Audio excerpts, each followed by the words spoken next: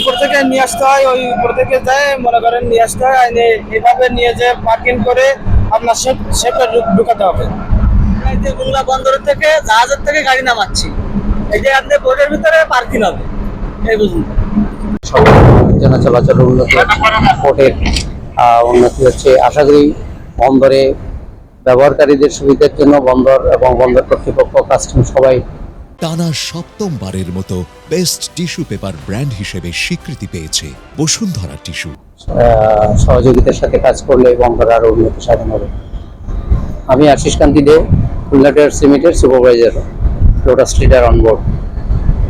বর্তমানে 1285টি গাড়ি মোংলা বন্দরে অবস্থান করতেছে। এই 2024-25 অর্থ বছরে মোট 9682টি গাড়ি মোংলা বন্দরে ইতিমধ্যে চলে আসছে। গত বছরে এই গাড়ির পরিমাণ ছিল 15340টি।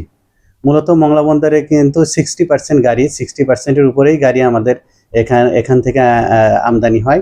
এর কারণ হচ্ছে আমাদের কিন্তু স্পেস রেন্টটা ভাড়াটা কম। ব্যবসায়ীরা কিন্তু তার গাড়িটা নিরাপদে আনার পর তাদের কিন্তু জায়গার পর্যাপ্ত ইয়ার্ড রয়েছে, শেড রয়েছে, এখানে কিন্তু তাদের গাড়িগুলো নিরাপদে রাখতে পারে।